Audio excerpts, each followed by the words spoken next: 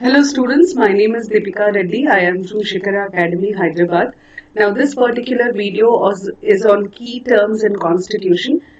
My 11 years experience as a teacher for civil services aspirants and my interaction with the students has exposed me to the various doubts that students can have with reference to polity. Often I notice that students are stuck with very small terms which they have never come across or which they do not properly understand.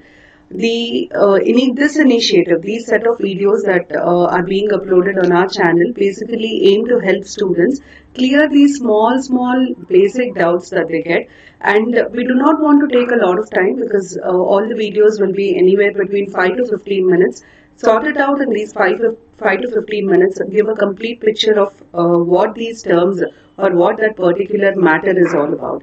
Now today, this video, I want to focus on key terms in Constitution. This is very important for beginners. It is equally important for those people who have already started preparation and are halfway into it, because many a times I notice that people complete their coaching but still are not clear about what is preamble, what is part, schedule, article.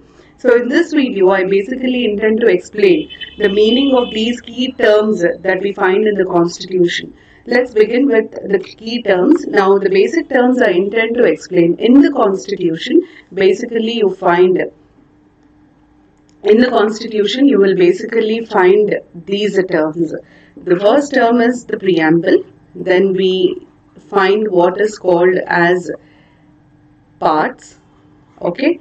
After parts, we find articles. And finally, we have what is called as schedules. Now, what do you mean by all these things? Let's understand this. This is what we find in the Constitution. Let's compare it with a normal book. In a book, we have what is called as a preface or a foreword. You take any book here, you take a textbook, you take a novel, you take a storybook, fictional, non-fictional. Preface or foreword will be there for every book. What is the purpose of the preface or foreword? The basic purpose of the preface or foreword is the author will explain you why he has written this constitution. Why he has written this book. Likewise, the preamble will tell you the purpose of the constitution.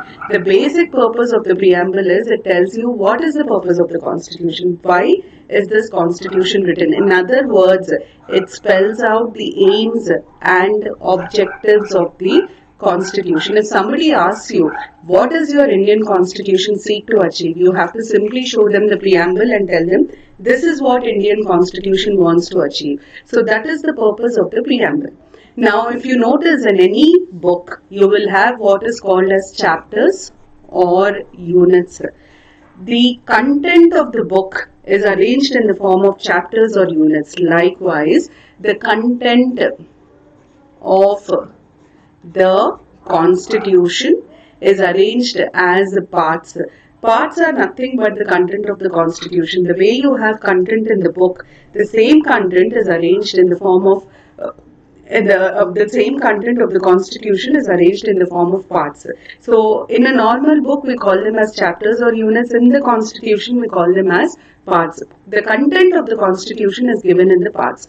Now, in a normal book, if you're talking about chapter 3, you will find 3.1, 3.2, 3.2.1, then 3.2.2. You must have noticed these numbering in any book. What is the significance of this numbering? The content in each chapter in turn is systematically organized and numbered for easy reference. Likewise, the content in each part of the Constitution is systematically organized and numbered, and these are called as articles. So, articles are nothing but provisions within the parts. Okay. In the provisions within a part are called as articles. For example, when we say part 1 has articles 1 to 4. The entire content in part 1 is divided into 4 articles. 1, 2, 3, 4 will give you the entire content of part 1. So this is how in the parts you will have articles. And finally, what are schedules? See, at the end of a book, you will have something called as references.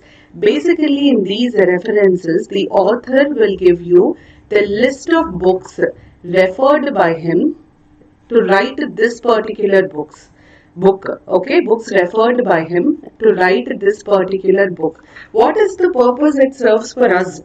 The purpose it serves to a reader is, I liked something that the author has written in his book. I want to read further. I want to gather more information about it. From where should I gather this information? I will simply go to the references and check what all books he has referred. And I refer to the same books, I'll get more information. So the purpose of schedules is to basically give you factual, additional information about the content of the Constitution. Content of the Constitution, where is it given? The content of the Constitution is given in the parts. Okay, for your clarity, I'll further explain this with a small example. As I said, part 1 basically has 4 articles, 1 to 4 articles. And part 1 basically tells us the meaning of the word union, the meaning of the word territory of India. Okay, then it also tells us what is the procedure to form states in India. How are states created in India? Okay, if you go through Article 2 and 3, you will find out the procedure of creation of states in India. I have gone through the procedure, but I still have a doubt. My doubt is, I want to know the names of states and union territories in India. Where do I look for these names?